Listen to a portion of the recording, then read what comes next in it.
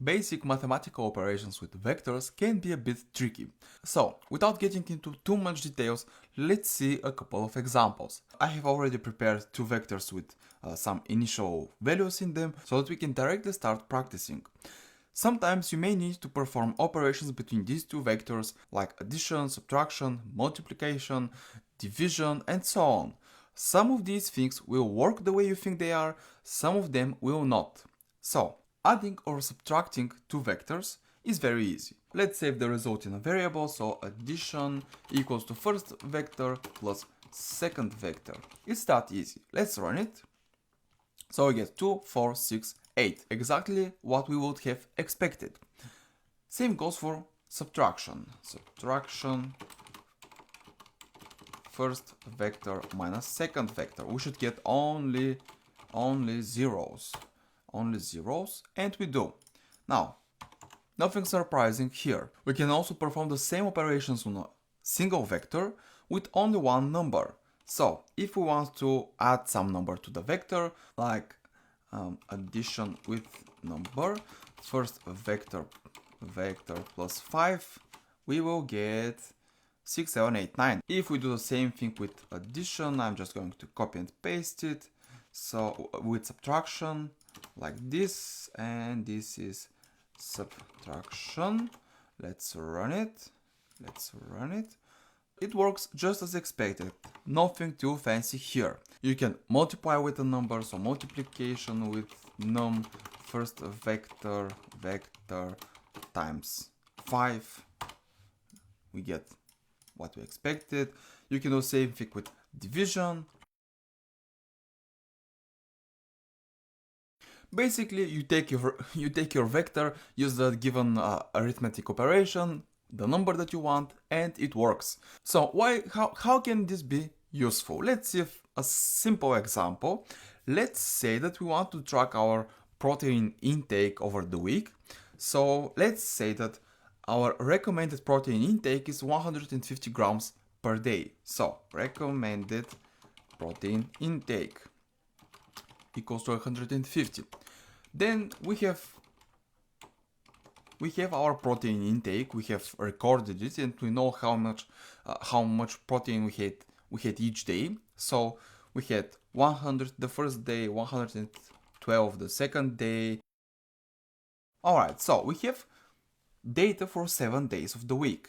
If we want to find the difference between the recommended intake and our actual intake, to see if we manage to keep up with our diet, so we can say difference equals protein week 1 minus recommended protein intake.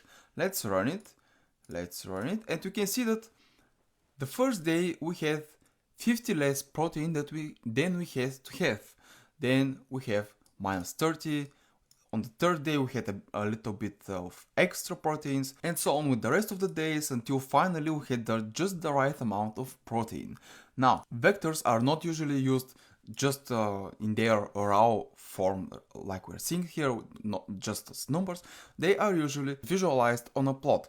So we don't yet know exactly how to do this. We haven't covered it in the course, so I'm just going to copy and paste a piece of code that will plot this so that we can visualize it. And let's run it. We can see the blue line here, so let me maximize it. The blue line is our 0, and whatever is below the line are our negative numbers, whatever is above the line are our positive numbers. Down here we have 1 to 7 each of the days. We're going to talk a lot about plotting. I just want to show you that this is the way that vectors are used most of the time. They are used to manipulate some data and then visualize it. Now, from this graph we can immediately see what was our protein intake. Now, let's cover the rest of the arithmetic operations and move on, because we have a lot more interesting things to check out, and I don't want to spend too much time on these simple things. If you're wondering why I skipped the rest of the arithmetic operations between two vectors, I did it because we need to take one extra step. To perform the rest of the arithmetic operations between two vectors, we need to use one additional operator to the arithmetic operators.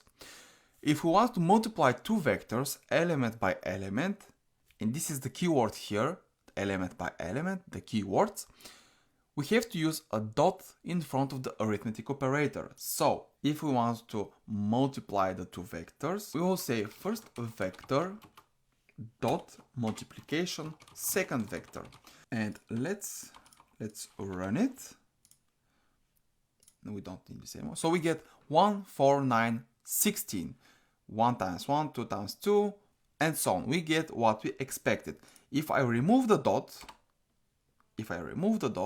this is not going to work. We get an error because this is a different kind of multiplication that I just attempted to do, and we will see this in another lecture. Now, you can use the dot operator to perform pretty much anything. Division. Let's run.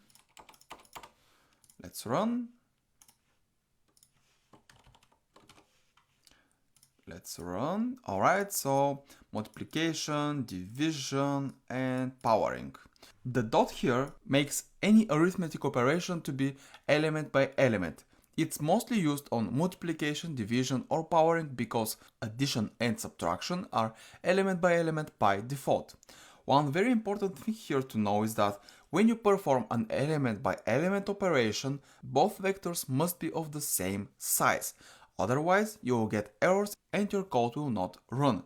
This is true for addition and subtraction as well. Vectors must be of the same size. So if I change the size and run it, we get an error immediately on the first operation that we try to do to perform, and our code doesn't execute at all. Now let's quickly document our code. So here we have addition and subtraction to vectors. Here we have arithmetic operations between a vector and a number. And here we have an example, protein intake example. And here we have element by element operations. All right, let's move on to the next topic.